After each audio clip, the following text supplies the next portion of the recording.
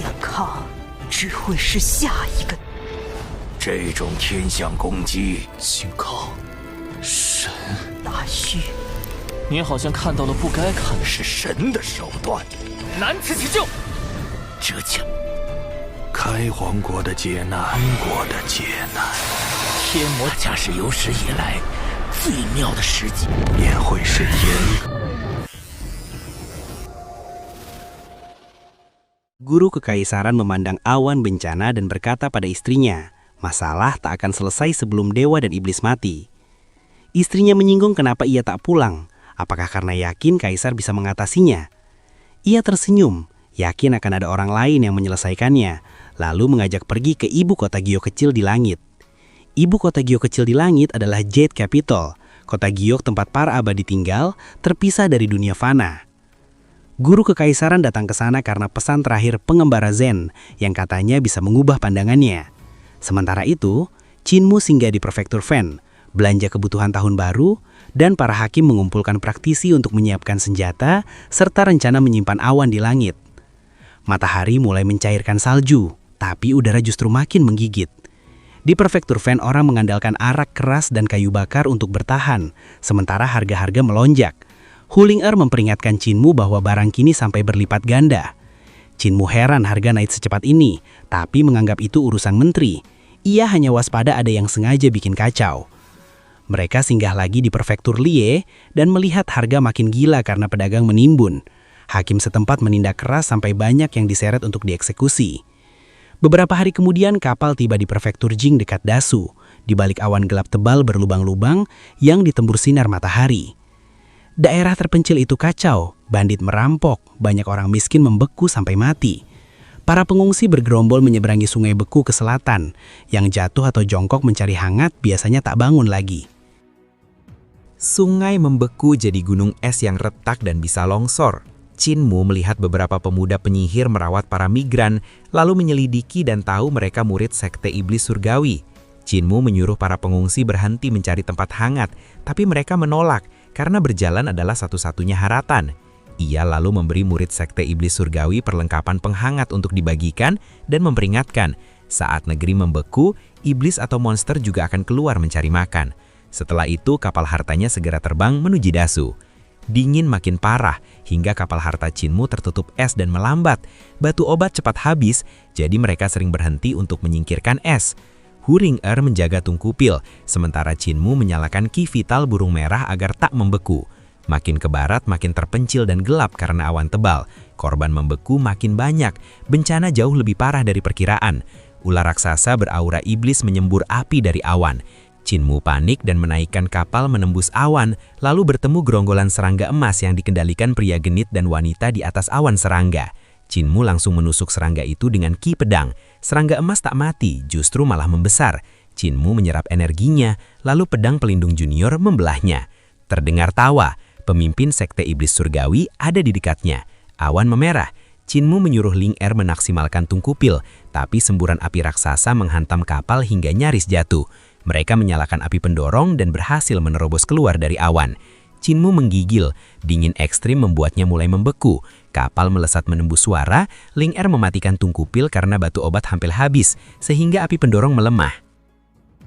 Di belakang, ular besar dan kawanan serangga emas mengejar, tapi tetap tak mampu menyusul.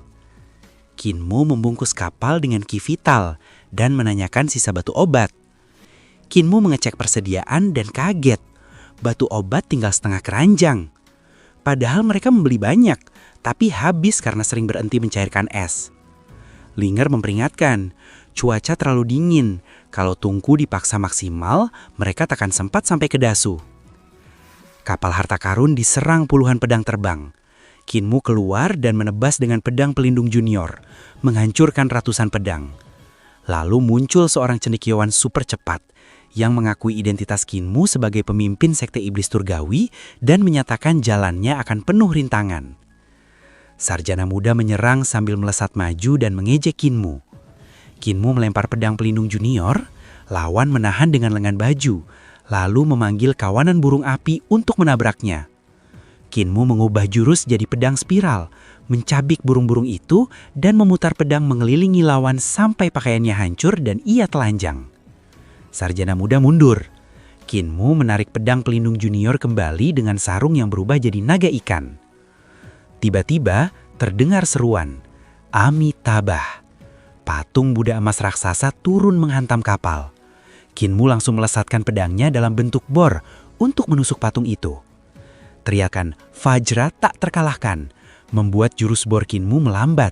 Tekanan dahsyat menghimpit tubuhnya, hingga kapal harta karun ikut berderak dan mulai tenggelam. Kinmu berubah jadi penguasa Mars, memakai teknik 3 eliksir tubuh penguasa hingga ki vitalnya meledak, lalu menembakkan api dari antara alis dan menghancurkan matahari Buddha raksasa. Lalu musuh berubah jadi biksu muda. Tekanan hilang, api melelehkan es. Kapal harta karun melesat. Biksu itu berdiri satu kaki sambil berdarah. Teknik Vajra tak terkalahkan Kinmu tak sanggup menahan jurus pedang bor sepenuhnya hingga kakinya hancur. Lalu ia berubah jadi penguasa Mars, menghancurkan Buddha tiruan itu dan memaksanya mundur. Biksu itu berlari di atas awan. Tiap langkah memunculkan teratai putih, mengejar kapal harta karun secepat Kinmu. Semua pengejar adalah ahli, cendekiawan dan biksu muda juga luar biasa. Meski pedangnya rusak dan baju robek, ia tetap tak terluka, bahkan bisa menahan pedang pelindung junior. Biksu itu sangat kuat, menahan pedang bor Kinmu dan hanya cedera di kaki. Kinmu sadar matahari di belakang kepala biksu adalah titik lemah teknik Vajra tak terkalahkan. Kalau tidak, kapal harta karun bisa hancur. Meski kakinya luka, biksu masih mengejar. Kinmu menyuruh Huling Air menambah kecepatan hingga kapal menjauh dan biksu berhenti kagum. Kinmu justru cemas karena itu berarti mereka yakin masih punya jebakan. Kinmu sadar masih banyak ahli yang lebih kuat. Kapal harta karun sempat melaju, lalu melambat karena batu obat menipis. Kalau tungku pil dipaksa, kapal bisa tak sampai Dasu. Mereka segera keluar lautan awan menuju wilayah Dasu, dekat desa. Kinmu membubarkan wujud penguasa Mars, lalu melihat di depan cahaya berputar. Ternyata itu pilar-pilar es seperti pedang raksasa yang memantulkan warna-warni. Pilar pedang es itu sangat tebal, hanya raksasa yang bisa memakainya. Pedang-pedang itu berputar tegak dan membiaskan cahaya, jelas buatan. Kinmu segera membanting kemudi, memiringkan kapal dan melesat melewati pilar-pilar es. Kinmu menyuruh Ling Er menyalakan tungku pil penuh. Huling Er protes karena batu obat hampir habis. Saat kapal distabilkan, pedang es raksasa tiba-tiba menebas ke arah kapal. Kinmu memacu kapal untuk menghindar dan melihat wanita berbaju biru berdiri di antara pedang-pedang es, menatap dingin. Wanita berbaju biru memakai energi vital biru untuk membentuk banyak lengan yang menusuk, membuat pedang es meniru serangannya. Kinmu sempat lega tak bisa disusul, tapi wanita itu tiba-tiba mempercepat. Kapal dihantam dari bawah, berputar hebat, lalu berhenti. Ternyata menabrak pedang es. Pedang hancur, namun kapal rusak parah. Kinmu sadar wanita berbaju biru lebih kuat dan cepat. Pedang es makin banyak hingga sulit dihindari. Ia memanggil Raja Iblis Dutian, tapi Dutian keluar hantai, mengejek, dan menuntut Kinmu berkata, mohon kalau mau ditolong. Kinmu terpaksa berkata, mohon. Lalu Raja Iblis Dutian memanggil cermin hitam di atas kapal. Cahaya hitam menyebar jadi kabut luas yang menutupi lautan awan dan wanita berbaju biru, membuat pikirannya kacau hingga hati daunnya terganggu. Pedang surgawi pemisah seharusnya memisahkan nafsu dan kebencian agar hati pedang tetap jernih. Tapi kabut tinta Dutian mengotori hatinya dan membangkitkan iblis. Dutian mengejek, lalu biksu tinggi datang dan mengusir kabut iblis dengan tongkat 9 cincin. Wanita berbaju biru itu jatuh ke pelukannya, membuat hati budisnya bergoncang. Biksu menepis Yue dan menyadarkannya dari sihir iblis. Yue malu, lalu menutup diri. Biksu menegaskan Kinmu atau Master Sekte Iblis Surgawi, ahli mantra jalur iblis. Tapi ia bisa menekannya. Yue menilai kapal Kinmu terlalu cepat untuk mudah dikejar. Cerita ini berlanjut. Kita diperlihatkan cendekiawan Lan Yu, murid sekte logika miskin, yang yakin Kinmu tak bisa kabur karena banyak ahli sudah memasang jebakan. Lalu muncul gerombolan serangga dan ular merah besar beracun yang melesat mendekat. Lan Yu mengenali senior Qiu Yue dan Longgionan, tapi memperingatkan Longgionan ada yang aneh dan sebaiknya dihindari. Cahaya pedang memenuhi awan. Banci ingin tahu ahli pedang mana yang menghalangi Kinmu dan semua siap bergerak. Mereka melihat Adipati Yuanshan, sekte pedang kera, mengejar kapal. Ia mengaku peluru pedangnya dihancurkan Qinmu dan kapal logam itu tak bisa ditembus ribuan tusukan. Yue menilai kapal besi dari besi hitam, bahkan saat bentrok, pedang es pemisah kebencian yang justru hancur. Mereka kaget kapal besi bisa terbang. Lan Yu mendadak panik karena Longgionan ada di sana dan mengajak cepat pergi. Qinmu mengecek kapal. Ribuan lubang dari serangan Yuanshan membuat udara bocor, ditambah lubang besar di halauan akibat pedang es. Meski kapal besi hitam menahan tebasan, kebocoran membuatnya melambat. Qinmu butuh waktu untuk memperbaiki, tapi musuh tak memberi kesempatan. Untungnya mereka sudah dekat Dasu. Hu Ling'er bilang kepala binatang perunggu di bawah kapal copot. Qinmu menyepelekan, tapi Hu Ling'er menegaskan, batu obat sudah habis, kapal mulai turun dan akan jatuh. Kapal mulai jatuh, jadi Qinmu menyuruh Ling'er membangunkan naga kilin. Dutian tersinggung dikira babi, tapi ternyata yang dipanggil naga kilin. Qinmu buru-buru mengemas barang ke karung Taotie dan sempat mencoba memasukkan Dutian, tapi mulut karung terlalu kecil. Dutian melarang Qinmu membongkar tubuhnya dan menyuruhnya menyalakan mulut Taotie dengan ki vital. Mulut karung Taotie langsung membesar hingga bisa menelan Dutian utuh. Qinmu lalu naik naga kilin bersama Hu Ling'er dan kabur, sementara kapal tenggelam dan jatuh. Hu Ling'er mengejek naga kilin yang gemuk. Di bawah, kapal harta karun menabrak gunung lalu meledak, menghancurkan hutan dan menimbulkan asap hitam besar. Qinmu menyuruh naga kilin lari lebih cepat. Ia berlari kencang tapi cepat kelelahan. Lalu puluhan cermin muncul mengelilingi mereka. Puluhan cermin bersudut 8 muncul dari puncak gunung dan mengepung mereka dari atas bawah. Cahaya pedang ditembakkan lalu dipantulkan antar cermin. Makin banyak hingga membentuk jaring serangan rapat. Dan masih ada lebih banyak cahaya pedang datang dari gunung. Qinmu sadar itu formasi pedang cermin yang memantulkan serangan agar tak terbuang. Saat ia menebas, pedang pelindung junior justru terpental. Ia menilai lawan jauh lebih kuat. Lalu naga kilin meraung seperti petir, menghancurkan cermin-cermin sehingga jaring pedang langsung lenyap. Dari gunung, seseorang terkejut menyebut naga kilin brutal, membuatnya marah dan menembakkan bola api. Lawan, manusia menyatu dengan pedang, lolos. Puncak gunung meledak, tapi ia muncul lagi memakai cermin untuk menembakkan pilar cahaya pedang dan mengejar. Naga kilin berubah ke wujud raksasa lalu menghancurkan cahaya pedang dengan sapuan ekor. Pendekar pedang kaget. Lalu naga kilin menyemburkan api hingga awan terbelah. Terdengar jeritan, nasib pendekar tak jelas. Hu Ling'er memuji naga kilin, tapi Qinmu tetap waspada. Pengejar terkuat adalah Long Jiaonan dan wanita dingin dari istana perpisahan gairah alam 7 bintang. Sementara yang lain hanya barisan depan untuk menguji mereka. Qinmu sadar sebagai pemimpin sekte iblis surgawi, pasti ada pelindung tersembunyi. Begitu naga kilin ketahuan dan tak bisa dipangani Long Jiaonan, pihak yang lebih kuat pasti turun tangan. Kesempatan kabur lewat uji coba pun hilang. Untung pengawal sekte iblis surgawi sedang dikirim bantu bencana. Jadi Qinmu ngebut menuju Dasu. Jaraknya kurang dari 1000 mil. Makin dekat makin aman. Kilin naga berlari makin cepat dan menempuh ratusan mil. Qinmu menyuruhnya mendarat di lembah bersalju yang sunyi. Kobaran apinya melelehkan salju dan menyingkap tumpukan kerangka. Dengan mata langit hijau, Qinmu merasakan dendam pekat, tanda bekas medan perang. Jadi ia memilih berhenti di sana. Qinmu memutuskan melawan para pengejar di tempat itu. Ia memicu ki vital hingga tulang-tulang membentuk 4 altar. Lalu menaruh 4 patung dewa iblis Dutian di atasnya, dan mulai melantunkan mantra sekte Gunung Agung, pemindahan atau pengiriman. Dutian dari dalam karung mengejek, kalau Qinmu memanggil tubuh aslinya, ia bisa membantai mereka semua. Qinmu tetap merapal mantra, rune pada patung dewa iblis menyala, dan ia membangun jalur untuk menghubungi dewa iblis lain di Dutian.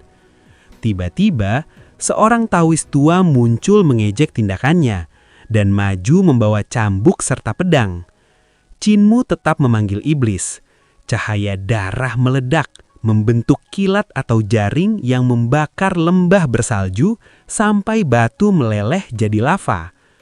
Energi iblis dari dunia lain menghantam patung di altar. Patung pecah lalu membesar dengan aura mengerikan. Raja Iblis Dutian panik. Pemanggilan Dewa Iblis Bencana kali ini jauh lebih dahsyat. Qinmu makin paham bahasa iblis.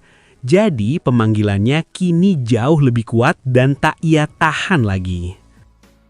Melihat itu, Taois tua panik lalu mengayunkan cambuknya, menyuruh semua pergi. Taois tua mengayunkan cambuk ekor kuda. Helai rambutnya berubah jadi ribuan pedang tipis super tajam yang menebas energi iblis.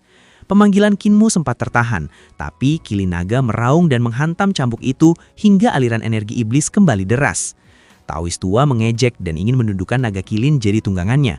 Naga kilin murka lalu menembakkan api, tapi Taois memanggil dewa kura-kura raksasa dan menangkis serangan itu, membakar dinding lembah. Qinmu tersadar, lawannya makhluk surgawi. Kilinaga menyerbu, tapi cambuk ekor kuda mencerat keempat kukunya. Taois tua mengejek. Qinmu lalu membuka karung Taotie, melepaskan mekanisme Dewa Iblis dan Raja Iblis Dutian mengambil harta karun untuk membantu bertarung. Dutian sadar kalau ingin selamat dan lanjutkan rencana Dutian, ia harus mati-matian melawan Taois tua. Harta karun curian dari Istana Emas Roland sangat kuat, tapi Qinmu tak sempat memanfaatkannya. Dutian ingin membunuh Qinmu, tapi takut jebakan di patung aktif, jadi ia fokus menyingkirkan Taois tua. Taois menekan iblis di hatinya lalu menyerang. Dutian membalas dengan harta karun, terpental menghantam tebing lalu dihajar cambuk ular putih sampai terpaku di gunung. Dutian mengamuk, meledak keluar gunung lalu membesarkan pagoda 1000 panji untuk menekan Taois tua, tapi dipukul mudra sampai jatuh tak berdaya. Saat itu pemanggilan selesai, Dewa Iblis Xiongpi muncul dari patung, mengaum lalu mengejek Dutian habis-habisan. Xiongpi menginjak dan menuntut korban, Qinmu menunjuk Taois tua, lalu Xiongpi menghantamnya sampai terpental. Saat Xiongpi mengejek, Taois tua menusuk jantungnya dari belakang dengan pedang harta karun. Namun Xiongpi tetap tenang karena tubuhnya tak mudah dilukai. Xiongpi mengira tubuh patungnya kebal, tapi pedang dari belakang memenggal kepalanya. Muncul cendekiawan berjubah hijau yang mengejek Taois Kuye dan menyapa Qinmu dengan sopan. Kepala Xiongpi lalu kembali menempel sambil tersenyum. Qinmu kesal karena hanya utusan yang datang. Luwen Shu bilang gurunya punya urusan besar demi menyelamatkan dunia, bahkan siap membunuh kaisar meski dulu berjanji mundur. Lalu muncul biarawati Tao Qingyu dari istana Spirit Bloom memberi salam. Qinmu mengejek soal memberi salam, tapi biarawati menegaskan etika dan mengakui statusnya. Qinmu santai bertanya siapa lagi yang mau membunuhnya. Muncul Arhat di atas awan yang berkata datang untuk membunuh, sekalian mencerahkan atau menaklukkan Qinmu. Datang orang baru bernama Luo Sanpo, utusan Cidayu, menantang Qinmu dan mengaku datang untuk mengambil nyawa karena Hulinger menyinggung ketua sekte Qi. Hulinger bersembunyi, sementara Luo Sanpo menunjuk rubah itu dan mengajak membantai iblis Qinmu. Kuye memuji majelis membantai iblis, lalu memprovokasi para ahli surga untuk menyerang Qinmu. 5 ahli surga meluncurkan jurus terkuat ke lembah, memaksa Dewa Iblis Agung Xiongpi mengamuk dan meledakkan energinya. Qinmu dan Hulinger bersembunyi di balik Kilinaga saat Xiongpi meledakkan energi, mengguncang lembah hingga batu runtuh. 5 ahli surga muntah darah dan tumbang, sementara Xiongpi kehabisan energi, tubuhnya hancur, mengejek Raja Iblis Dutian lalu pergi kembali ke dunianya. Ternyata Luo Sanpo dan lainnya masih hidup. Hulinger memanggil. Qinmu bilang tak apa-apa, lalu bangkit, mengangkat Raja Iblis Dutian yang terhimpit dan melemparkannya ke punggung Kilinaga, memasukkan 3 altar ke karung, lalu menyuruh naga gemuk kabur. Cerita ini berlanjut. Kita diperlihatkan naga kilin yang masih berusaha melarikan diri. Qingyu menyerang dengan petir, tapi muntah darah. Tangannya gemetar, serangannya meleset dan melubangi gunung. Qinmu sadar, seni ilahi dari kultivator alam makhluk surgawi tetap mematikan. Lu Wenshi dan yang lain ketakutan. Ingat karena mereka nyaris dihancurkan Dewa Iblis Agung Xiongpi. Tanpa campur tangan Kuye, Xiongpi pasti jauh lebih kuat. Lu Wenshi bertanya pelan, "Perlu kita kejar?" Taois Kuye duduk bersila sambil terengah dan tersenyum pahit. Ia tak sanggup mengalahkan iblis itu karena kekuatan hidupnya sudah hancur. Ia berpesan agar para Taois mengeksekusi pemimpin sekte iblis surgawi alias Kinmu karena ia ingin melihat iblis itu mati di mata air kuning. Setelah berkata begitu, Taois Kuye pun meninggal. Semua berduka. Lu Wenxi bersumpah membalas. Arhat Pushan dan King Yu melepas doa. Lo Sanpo mendesak mengejar naga kilin sebelum memanggil dewa iblis kedua. Meski terluka, mereka menelan pil spiritual lalu bergegas menyusul Kinmu. Kinmu gagal memanggil dewa iblis kedua karena Run mudah salah saat naga kilin lari kencang. Mereka hampir tak terluka, Dutian cuma sedikit berubah. Kinmu memulihkan tubuh pincangnya dengan energi vital burung merah. Dari peta Yangkang, mereka sudah dekat Dasu, tapi gerbang perairan rahasia tak bisa dilewati. Kinmu tersesat jauh dari gerbang perairan rahasia, jadi ia memilih rute penyelundupan sekte iblis surgawi lewat pegunungan dewa antara Dasu dan Yangkang.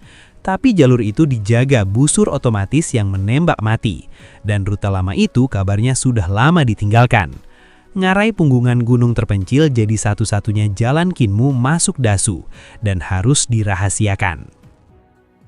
Menjelang malam, ia memilih menunggu pagi. Sementara pegunungan dewa sudah terlihat menjulang di depan. Pegunungan dewa membentang ribuan mil dan sangat sulit dilintasi. Saat mencari tempat singgah, Kinmu melihat desa tiba-tiba menyala. Dutian curiga itu jebakan karena sebelumnya tak ada desa dalam ribuan mil. Kinmu menyuruh naga kilin terus jalan. Tak lama muncul desa lain yang susunan lampunya persis sama. Makin menegaskan ada jebakan. Tapi Kinmu tetap memilih lanjut.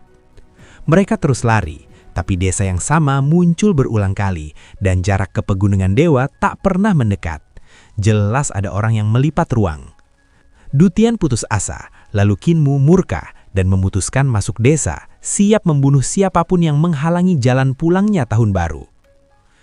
Naga kilin turun dan mengecil, lalu Kinmu masuk ke desa bersama Hulinger dan Raja Iblis Dutian dengan waspada. Desa terlihat biasa, seekor anjing menggonggong sampai sesepuh keluar membawa lampu minyak. Kinmu bersikap sopan dan meminta tempat beristirahat semalam. Sesepuh itu langsung tahu Kinmu adalah pemimpin sekte iblis surgawi dan menawarkan banyak kamar kosong, membuat Dutian dan naga kilin kaget. Kinmu curiga mereka berputar-putar karena ulah sesepuh ini. Saat ditanya jumlah penduduk, sesepuh berkata saat ini cuma ada dia dan seekor anjing. Tapi penduduk akan segera datang untuk perayaan. Lalu ia meminta Kinmu jangan pergi dan memaklumi sikap kasar mereka. Kinmu pura-pura menginap lalu begitu masuk ia langsung memerintah semua diam dan menutup mata. Ia menahan Dutian agar tak bergerak, melempar alat ke lantai, lalu menyeret naga kilin dan Hulinger masuk sambil memberi isyarat agar ikut menutup mata. Kinmu memasang lukisan penangkal dari kakek pincang menghadap pintu, lalu berbaring menunggu. Dari luar, terdengar Lu Wenxi dan King Yu mereka mengaku gagal membunuh pemimpin sekte iblis surgawi hingga Kuye tewas. Sesepuh beralis putih lalu berkata, pemimpin sekte iblis surgawi sedang tidur di desa. Para pengejar gembira mendengar pemimpin sekte iblis surgawi ada di desa. Ada yang ingin langsung membunuhnya, tapi diputuskan menunggu bala bantuan dulu sambil pesta. Mereka mengakui iblis itu penuh trik dan hampir membunuh mereka lewat dewa iblis yang dipanggilnya, namun tetap bersorak seolah menegakkan keadilan. Di luar, para pengejar berpesta di bawah lampu terang.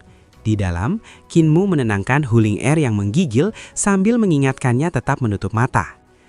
Saat sesepuh beralis putih menyuruh mengantar pemimpin sekte iblis langit, Lu Wenxi masuk lebih dulu tapi kepalanya tiba-tiba terpenggal dan ia tewas seketika. Para praktisi kuat panik dan menerobos masuk setelah Lu Wenxi tewas. Namun begitu menginjak halaman, kepala mereka ikut terpenggal satu persatu. Seolah ada dewa tak terlihat di halaman itu yang menebas siapapun yang masuk. Hulinger diam-diam membuka mata dan melihat para praktisi alam makhluk surgawi mati begitu menginjak halaman, padahal tak tampak musuh. Ada yang masuk dengan jurus pedang rumit dan membentuk ribuan ikan pedang sebagai pertahanan pasif untuk serangan balik. Tapi tetap saja, situasinya terasa tidak wajar. Para praktisi itu tak bisa melihat musuh yang menebas tanpa jejak. Jadi mereka bergerak sangat hati-hati menuju ruang utama. Di sana terlihat lukisan yang diterangi lilin Kinmu. Punggung pria Paruhbaya berpedang, wajahnya miring, seolah melirik keluar dari lukisan itu. Dan orang di dalam lukisan itu adalah kakek kepala desa. Tatapan pria Paruhbaya di lukisan itu memancarkan niat membunuh. Meski gambarnya tampak sederhana, seakan ada ruang kosong yang menyimpan isi tersembunyi. Bayangan pembantaian, mayat praktisi menumpuk dalam lautan darah. Jiwa-jiwa diseret utusan kematian, dan sosok dewa iblis bertanduk berpesta menjadikan para praktisi sebagai santapan. Seorang ahli alam makhluk surgawi menatap lukisan, lalu kepalanya terpenggal dan ia merasa jatuh ke kegelapan tanpa dasar. Kepalanya menggelinding, lalu Taoist King Shan, sesepuh beralis putih dan satu-satunya ahli besar alam hidup dan mati, mengangkatnya sambil tenang dan bergumam, pedang yang luar biasa. Ia menyuruh yang lain melihat matanya. 8 orang melihat kilat pedang di mata korban. Tebasan itu datang seketika dan membunuhnya. Taoist King Shan menilai sumbernya dari luang utama, lalu menyadari ada lukisan dengan sudut pandangan tertentu. Saat ada yang menyarankan menghancurkan rumah saja, seorang praktisi menembakkan pilar pedang raksasa, bentuk pedang spiral buatan guru kekaisaran Yang Kang, untuk meratakan rumah itu. Praktisi itu ahli jurus pedang spiral warisan guru kekaisaran Yang Kang. Kalau kena, ruang utama pasti hancur, dan Qinmu ikut lenyap. Taoist King Shan buru-buru memperingatkan agar jangan mengalahkan niat membunuh ke lukisan, tapi terlambat. Pilar pedang tertahan penghalang tak terlihat, lalu meledak. Praktisi itu langsung terluka parah. Alisnya robek berdarah dan ia roboh. Aura praktisi itu meledak dan membuka 6 harta ilahi sekaligus, memaksa yang lain mundur. Di belakang Taoist King Shan muncul dewa berkepala naga setengah turun dari kehampaan. King Shan panik dan berteriak ke ruang utama agar waspada. Qinmu yang pura-pura tidur menyipitkan mata dan melihat sosok pria Paruhbaya turun dari dinding belakangnya. Pria Paruhbaya berpedang turun dari lukisan seperti ruh, melayang ke halaman. Ia menghunus pedang, melantunkan syair, lalu mengayun cahaya pedang bergerak seperti ikan dan naga menari. Qinmu tak berani bergerak. Ki pedang terasa menembus ruang dan waktu. Kilatnya tetap terlihat meski ia mengejam. Lalu terdengar desingan tebasan. Cahaya pedang bersilang dan jeritan meledak. Rumah-rumah desa beterbangan hancur. Qinmu sadar kakek tuli memberi jiwa pada kakek kepala desa di lukisan. Lalu semuanya mendadak sunyi. Sosok dari lukisan hendak kembali tapi pecah jadi tinta, menyisakan kertas putih tergantung di dinding. Qinmu menenangkan Huling Er. Sudah aman, tidur dulu karena besok masih jauh. Paginya ia mendapati desa lenyap jadi tanah kosong, yang tersisa hanya separuh halaman atau rumah mereka yang rusak parah. Qinmu lalu menyiapkan sarapan, sementara Huling Er mengatur mekanisme Raja Iblis Dutian, dan kaget melihat keadaan luar. Kilin naga bingung desa hilang, lalu minta sarapan. Pil roh api merah. Setelah itu, Raja Iblis Dutian menanyakan lukisan. Qinmu mengangguk, itu buatan kakek tuli. Termasuk sosok di dalamnya adalah kakek kepala desa. Lalu menyimpan lukisan itu kembali. Cerita ini berlanjut. Kita diperlihatkan Raja Iblis Dutian minta segelnya dibuka agar bisa balik ke Dutian. Tapi Qinmu mengabaikan dan menyuruh Huling Er cepat makan. Setelah beres, Qinmu bereskan peralatan, cek ransum cukup untuk sampai ke Dasu, lalu mengajak mereka berangkat. Dutian tetap sesumbar tak takut. Mereka tiba di kaki pegunungan dewa yang sangat curam dan sulit dilintasi. Qinmu menemukan ngarai punggungan gunung di peta dan mengajak pergi. Tiba-tiba awan terbelah, ular merah raksasa menyembur api, dan kawanan serangga emas menyebar, sebagian mengarah ke mereka. Qinmu khawatir para ahli muda lain ikut memburu. Huling Er meniup serangga emas menjauh. Qinmu menyindir, mereka ingin membunuhnya sekaligus memburu kaisar. Tapi ia yakin mereka tak akan menemukan rute ke ngarai punggungan gunung. Mereka segera tiba di kawasan gunung yang suram tanpa hijau, dipenuhi pepohonan layu hitam. Huling Er menyinggung soal kaisar, sementara Qinmu terus maju dan Huling Er bersiaga di punggung naga kilin. Qinmu yakin rencana membunuh kaisar tak akan berhasil. Kalaupun terjadi, guru kekaisaran akan mengganti penguasa dan reformasi tetap jalan. Mereka menembus hutan layu yang menyeramkan. Huling Er ketakutan. Dutian menemukan tanah berbau darah campuran dewa iblis, membuat Qinmu curiga. Darah keduanya pernah tumpah bersamaan di sini. Qinmu teringat, Setetes darah Dewa Iblis saja dulu bisa melayukan tanaman ratusan meter. Tapi di punggungan gunung, pencemarannya jauh lebih besar. Dutian menjelaskan itu sebenarnya satu jenis darah yang memuat atribut dewa, hidup, dan iblis, mati. Sekaligus iblis di permukaan mematikan apapun. Sementara dewa tersembunyi di bawah tanah membuat akar tetap kuat, bahkan bisa melahirkan roh. Huling tanya, apakah akar akan jadi iblis? Dutian menjawab, ya, akar bisa berubah jadi makhluk aneh bertentakel. Mereka menelusuri ngarai berliku di punggung gunung. Jalannya sulit dan penuh batu runcing. Penekan iblis yang berbahaya jika disentuh. Banyaknya batu itu menandakan sekte suci surgawi serius membangun jalur ini dan ada banyak iblis mengintai. Kinmu menghitung 46 tablet batu hitam penekan iblis di sepanjang jalan. Ukurannya raksasa, jadi kemungkinan menekan ratusan iblis, bukan satu-satu. Di tengah lembah, mereka menemukan danau bersalju dengan pohon tua kering. Dikelilingi ratusan tablet batu rapat, membuat mereka yakin ada banyak iblis tertindas di sana. Kinmu curiga tablet batu itu menekan pohon dan danau, bukan iblis. Tiba-tiba terdengar teriakan minta tolong dari danau.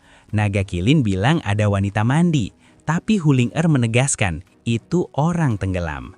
Raja Iblis Dutian kegirangan melihat wanita telanjang yang tenggelam dan memanggil Kinmu. Kinmu tetap waspada dan memilih menjauh. Sementara wanita itu memohon mereka menekan lempeng batu untuk menyelamatkannya. Huling menolak dan membongkar identitas Kinmu sebagai pemimpin sekte. Wanita itu langsung bereaksi dengan suara menyeramkan. Akar-akar hitam raksasa muncul dari danau seperti tentakel. Tiap ujungnya menampilkan sosok wanita telanjang yang menjerit dan menuduh sekte suci surgawi menindasnya dengan lempeng batu hitam. Lempeng-lempeng itu bergetar hebat. Ternyata bukan menekan banyak iblis, melainkan menyegel satu iblis raksasa. Run di lempeng batu hitam menyala. Lempeng jadi seberat gunung dan menekan iblis raksasa hingga tak bisa bergerak. Wajah-wajah wanita di atas danau menjerit ingin balas dendam, tapi tentakel mereka ditarik paksa masuk kembali ke danau. Raja Iblis Dutian menduga danau terbentuk dari darah dewa iblis yang diserap pohon purba. Lalu Kinmu mengajak segera pergi mencari tempat aman sebelum malam. Raja Iblis Dutian masih sempat memuji iblis wanita itu. Sementara itu, Long Jianan, Qiu Wei, Sarjana Lan Yu, Biksu, Banci, dan Yuan Shan merasakan getaran dari punggung gunung, lalu mengirim kawanan serangga untuk melacak Kinmu dan mengejar ke sana. Saat tiba di danau, mereka melihat awan iblis dan mendengar ancaman ratapan. Ia akan membunuh pemimpin sekte iblis surgawi dan memusnahkan sekte suci surgawi. Wanita di danau mengaku ditindas ratusan tahun dan memohon diselamatkan. Biksu menawari kebebasan jika ia memeluk Buddha dan membantu membunuh pemimpin sekte iblis surgawi. Wanita itu langsung setuju. Meski yang lain ragu, Biksu tetap menancapkan batu penekan dan mengajak semuanya menekan segel untuk menyelamatkannya. Mereka menekan batu penekan tapi segel malah bergetar. Akar hitam mengamuk, bola hitam membesar, dan tulang belulang muncul. Biksu sadar iblis itu bisa jauh lebih jahat. Semua panik lalu kabur. Dari bawah terdengar, "Aku bebas." Batu penekan roboh. Akar atau tentakel hitam mencuat. Di ujungnya muncul banyak wanita tersenyum. Salah satunya mengejek sekte suci surgawi yang menyegel dirinya, lalu berterima kasih karena kini bisa makan manusia lagi. Saat mereka kabur, tanah bergetar dan akar atau tentakel iblis akar muncul. Tablet batu hitam yang menekan akar dan kepalanya mental terpental hancur, menandakan iblis itu mulai lepas dan kekuatannya mengerikan. Biksu pun kaget dan curiga ini jebakan sekte iblis surgawi. Akar-akar iblis menyergap sambil merayu mereka agar bersatu. Ciuye menyerang dengan kawanan serangga raksasa, tapi giginya hancur tak bisa melukai akar. Lalu akar kecil dari pusar wanita di akar menusuk dan melahap serangga, menyisakan cangkang saja. Ciuye kaget, akar-akar ini lebih kuat dari serangga pemecah senjata. Yuan Shan menebas wanita di akar. Kepalanya jadi arang, tapi tubuhnya langsung menumbuhkan kepala baru. Saat ia lengah, akar lain menusuknya, tubuhnya mengerut, daging lenyap seketika tinggal kulit.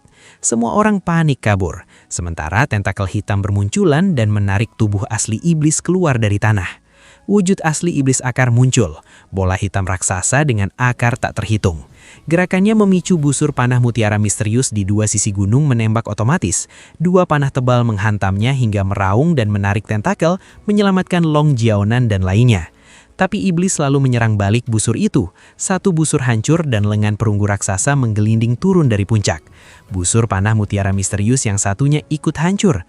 Long Jiaonan dan lainnya kabur menunggang ular merah, sementara iblis akar merayap mengejar dengan akar-akar seperti piton. Karena terlalu berat, ia tak bisa terbang, hanya memanjat dan menyeret diri sampai tubuhnya menghantam dua gunung dan mengguncang semuanya. Biksu murka mengutuk sekte iblis surgawi yang membangkitkan monster itu dan menyesali dirinya tak cukup kuat menundukkannya. Mereka paham biksu menyalahkan diri sendiri, tapi menenangkannya. Untung iblis akar terpancing ke Dasu bukan menyerang Yankang, bahkan bisa membersihkan para penjahat di sana. Biksu menduga ini jebakan pemimpin sekte iblis surgawi untuk meminjam kekuatan iblis, tapi mereka lolos. Saat itu, iblis akar keluar dari ngarai dan menggelinding turun lereng. Tentakelnya menyapu tanpa henti. Lan Yu sempat menenangkan semua, karena iblis itu tak bisa terbang. Tapi seketika burung bersayap emas menyergap, mencengkram, lalu menghancurkan kepalanya dan membawa mayatnya pergi. Mereka sudah masuk Dasu, wilayah liar tempat semua makhluk menganggap manusia cuma makanan. Qiu Yue panik menyuruh semua turun, jangan melayang di langit. Mereka kabur di darat dikejar iblis akar. Di danau, ikan raksasa menyambar satu orang sampai mati. Lalu ikan-ikan aneh ikut mengejar di luar air, bahkan larinya melampaui rombongan. Setelah lari jauh, mereka melihat banyak pohon tercabut. Jinmu mengingatkan, di Dasu boleh terbang, tapi rendah dan jangan mencolok. Kalau tidak, binatang buas teritorial akan datang memakan mereka. Raja Iblis Dutian paham yang kuat memangsa yang lemah, tapi Jinmu memperingatkan jangan masuk kegelapan kalau tak punya kekuatan dewa atau iblis. Dutian meremehkan dan sesumbar. Hu Ling'er menganggapnya sudah tamat. Qinmu menegaskan Dasu tanpa hukum. Harus sopan dan jangan berkeliaran, karena ada banyak dewa iblis berbahaya. Ada yang disegel, ditekan, atau hidup bebas. Raja Iblis Dutian kaget masih ada dewa iblis. Qinmu bilang banyak, dan Dasu lebih aman asal paham aturannya, bahkan lebih berbahaya ke Kekaisaran Yankang. Dutian setuju. Tiba-tiba terdengar dentuman. Monster hitam raksasa bertentakel mendekat dengan wanita-wanita tergantung di tentakel. Mereka heran siapa yang membebaskan iblis wanita itu.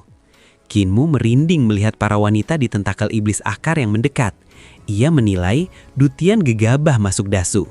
Tiba-tiba tanah bergetar. Telapak tangan raksasa berbulu emas muncul dan menghantam iblis akar hingga terpentang jauh. Para monster lain langsung bubar, sementara Dutian terpaku. Qinmu menenangkan Dutian. Dasu memang penuh hal aneh, tapi aman jika menghormati para dewa. Iblis wanita tadi memicu mereka. Dutian ketakutan ingin pulang dan berjanji tak mengganggu lagi. Sementara Hu Ling'er menegaskan tempat ini aman, asal ikut Qinmu. Cerita ini berlanjut. Kita diperlihatkan guru Kekaisaran Yankang dan istrinya yang tiba di ibu kota Jiao kecil. Ia kagum, tapi harus segera pergi. Petapa Qingyu menahan karena masih ingin menjelaskan asal-usul kota itu, dan guru Kekaisaran Yankang ingin mendengarnya.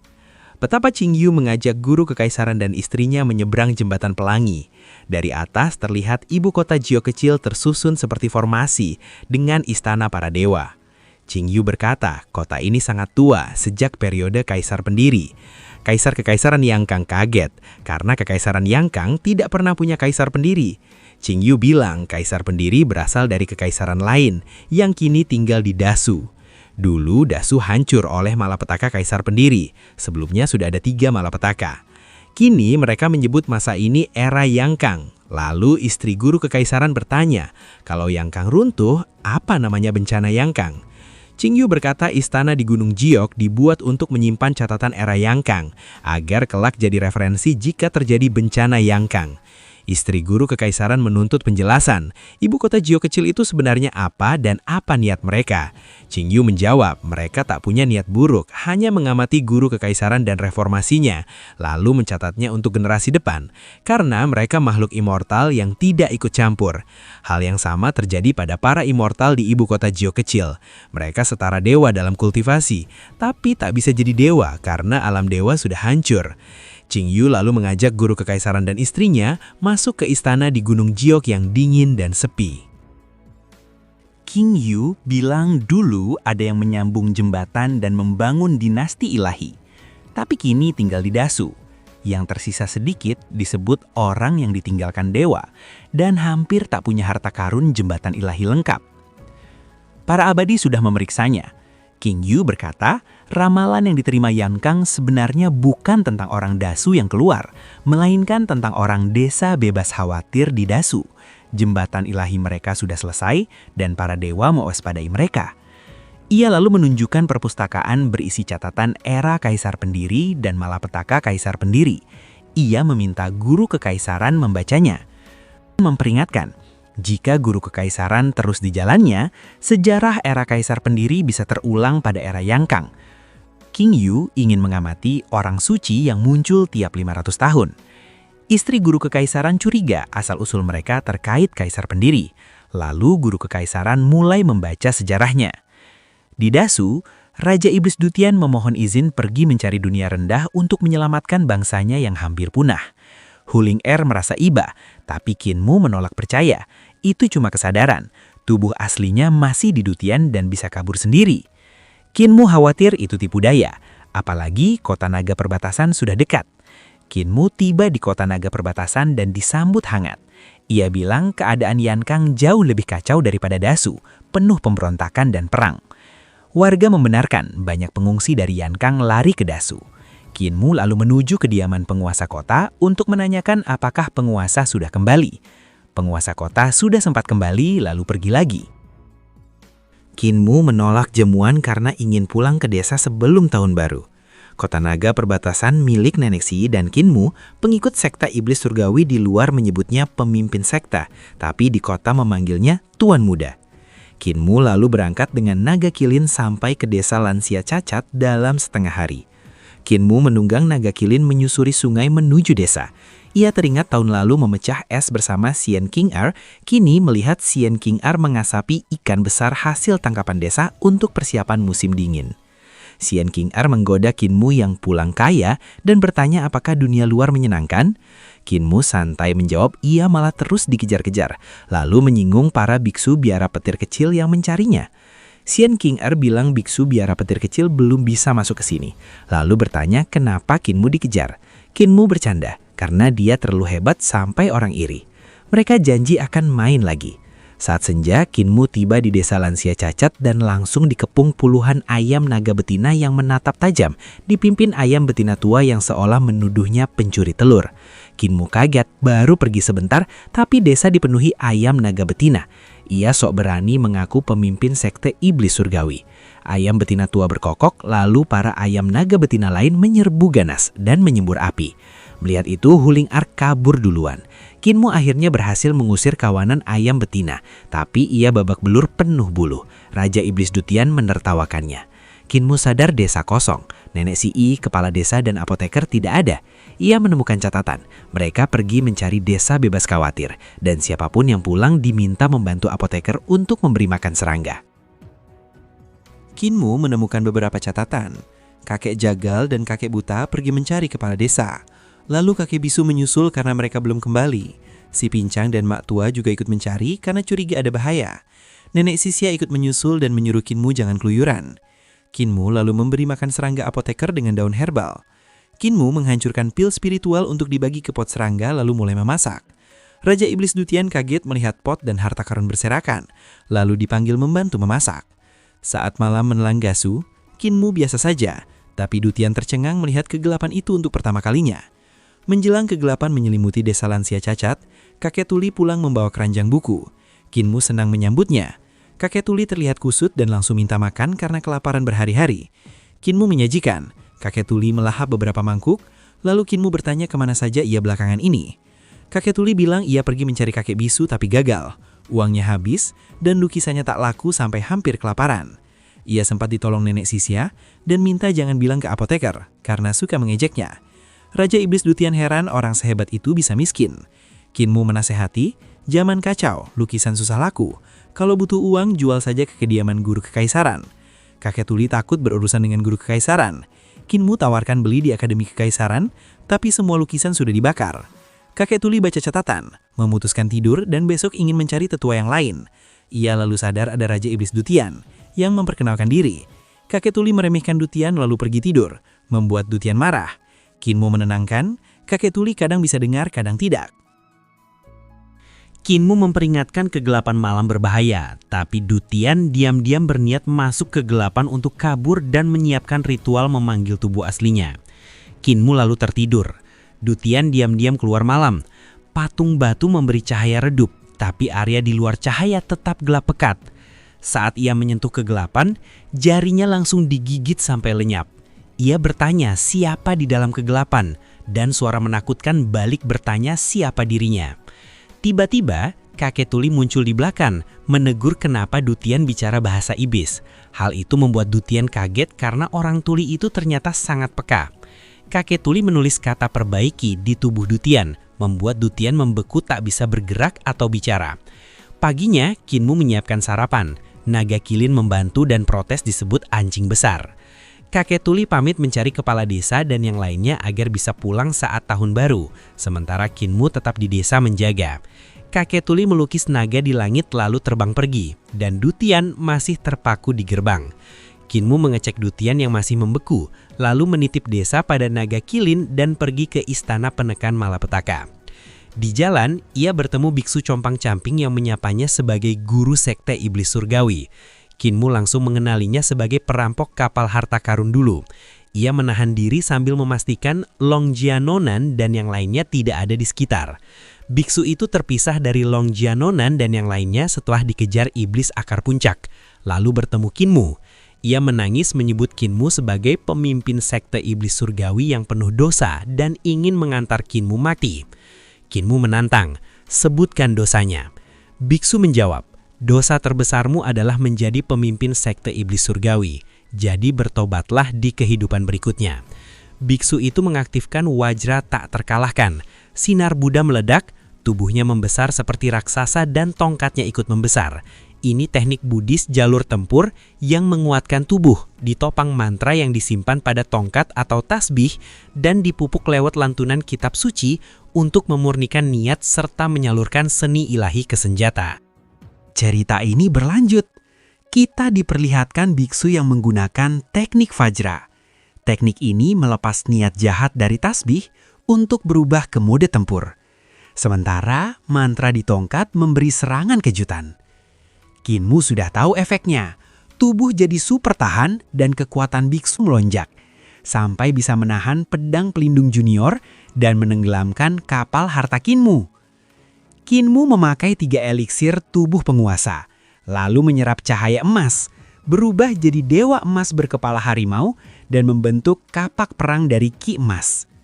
Ular emas di telinganya ikut menyerap serta memancarkan ki emas. Ini adalah wujud markis emas, penguasa Venus untuk menguasai seluruh ki emas dan berkat bimbingan guru keikaisaran, kekuatannya melesat melampaui praktisi kuat lain di alam 5 elemen. Biksu terkejut melihat perubahan Kinmu, lalu menyerang dengan tongkat 9 cincin. Benturannya dengan kapak Kinmu meledak hebat. Cincin-cincin emas menghantam kepala Kinmu hingga ia terpental jauh. Biksu merupakan seorang praktisi dari alam 6 arah, menghancurkan 2 naga emas Kinmu dan menarik kembali 9 cincinnya ke tongkat. Biksu menghajar Kinmu bertubi-tubi dengan tongkat 9 cincin sampai Kinmu terpental ratusan meter dan kapaknya hancur. Lalu biksu memakai mudra Gunung Meru, menampar dari udara hingga tanah bergetar. Hutan tumbang, tercetak telapak raksasa dan bayangan Gunung Meru bertuliskan Buddha muncul berputar. Biksu itu hendak menyucikan Kinmu, tapi nalurinya bahaya. Duri Ki Emas menyergap dari tanah. Ia menepisnya, namun Ki Emas lalu menyatu jadi pedang cahaya raksasa yang menembus dadanya. Biksu menahan tusukan pedang cahaya dengan tasbih atau kitab suci yang berputar membentuk perisai.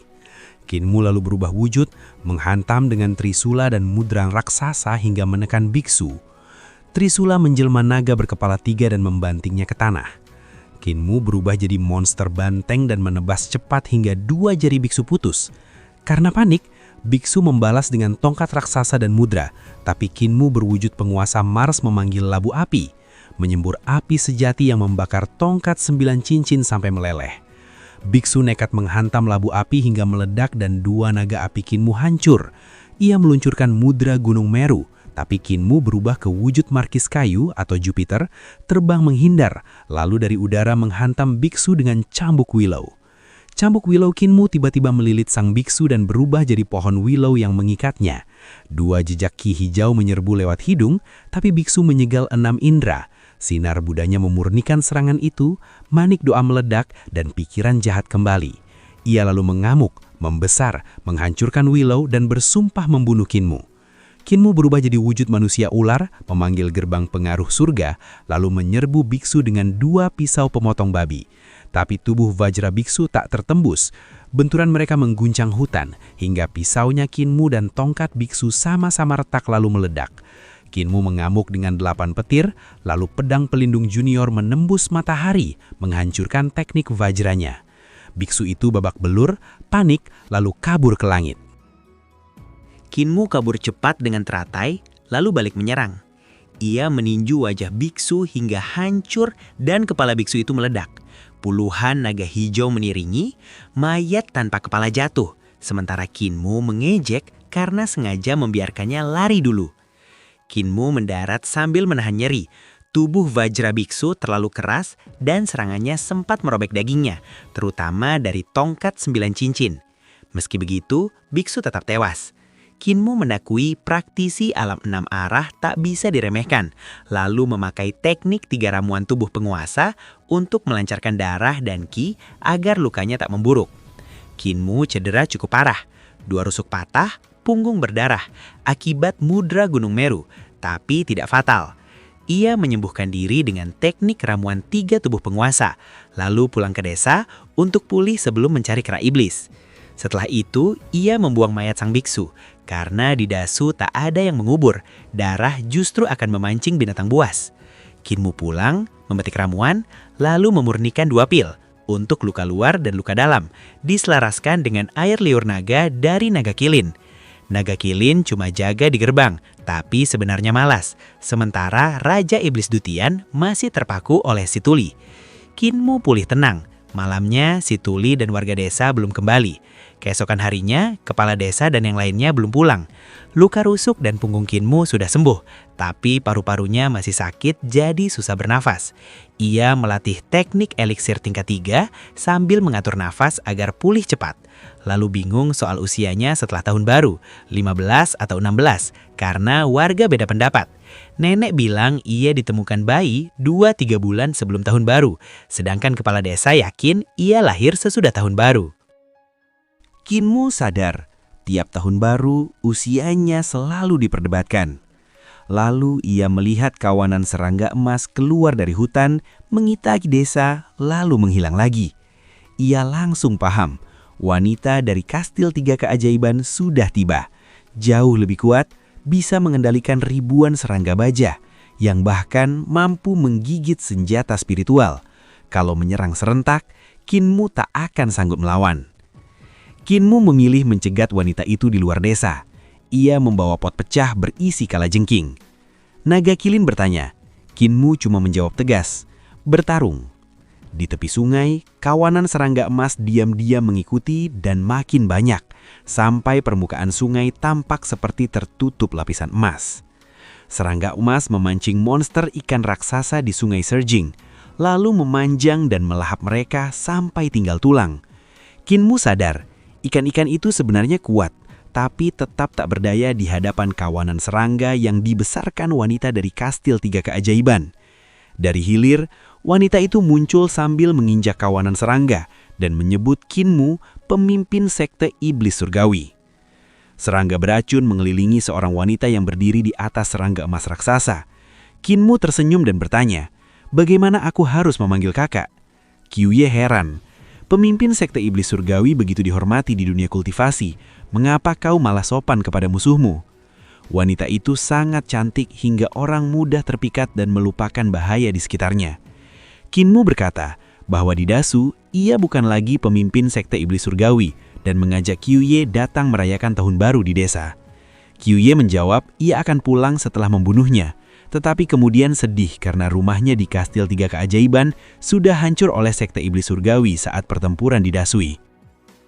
Gurunya mati saat melindunginya dari pasukan. Kyuyu menuduh Kinmu sebagai pemimpin sekte iblis surgawi yang memimpin penghancuran Kastil Tiga Keajaiban hingga keluarganya dieksekusi. Ia lalu bertanya apakah ia pantas membunuhnya. Kinmu menjawab itu wajar, karena sejak awal ia seharusnya tahu pemberontakan yang gagal akan membawa kehancuran bagi keluarganya. Kyuyu menegaskan bahwa demi kebenaran dan keadilan, ia siap mengorbankan nyawa, lalu menantang Kinmu bertarung. Kinmu setuju karena mereka menempuh jalan berbeda. Kyuyu segera menyerang dengan gawanan serangga beracun dari segala arah. Beberapa membesar dan sebagian mengecil menjadi sangat berbahaya karena bisa masuk ke tubuh dan menyerap chi vital lawan. Kinmu membuka guci dan memanggil 2 kalajengking raksasa yang langsung menjatuhkan semua serangga beracun. Kyuyu mencoba melarikan diri, tetapi tertangkap dan terbunuh dalam satu serangan. Setelah itu kalajengking kembali ke guci, sementara mayat Kyuyu hanyut di sungai. Kinmu lalu kembali ke desa, diam-diam diawasi naga kilin. Kinmu memukuli Raja Iblis Dutian hingga tak berdaya. Tiba-tiba, para praktisi dunia kultivasi datang mencarinya. Kinmu mengambil cermin nenek Si dan menyinarinya, menghancurkan jiwa mereka. Setelah itu ia kembali ke desa sambil bertanya dalam hati, apakah mereka akan membiarkannya merayakan tahun baru dengan tenang? Setelah sembuh, Kinmu pergi dari desa menuju istana penekan malapetaka. Di jalan, ia melihat makhluk aneh memakan mayat. Tetapi mereka ketakutan saat melihatnya. Selama 2 hari terakhir, para praktisi dari Yangkang mencoba masuk desa, namun selalu disingkirkan oleh berbagai benda aneh milik para tetua desa. Banyak praktisi dunia kultivasi datang untuk membunuh Kinmu, termasuk Long Jiaonan dan para ahli dari berbagai sekte. Dalam 2 hari, puluhan orang menemukan desa lansia cacat. Tetapi semuanya sudah mati. Kinmu merasa Long Jiaonan mungkin sudah dekat dan diam-diam mengawasinya dari luar desa. Ia sengaja keluar untuk memancingnya muncul, karena wanita itu sangat membencinya setelah kehancuran sekte penunggang naga. Kinmu pergi ke istana penekan malapetaka, tetapi tidak menemukan kera iblis. Menjelang tahun baru, para tetua desa masih belum kembali, membuatnya gelisah. Akhirnya, ia bersiap pergi bersama naga kilin untuk mencarinya di dalam Dasu. Dan pada akhirnya, spoiler untuk episode kali ini pun bersandung. Oke, cukup sekian, terima kasih untuk video kali ini. Dan sampai jumpa di video berikutnya. 神的手段，难辞其咎。这将开皇国的劫难，安国的劫难，天魔将是有史以来最妙的时机，也会是严。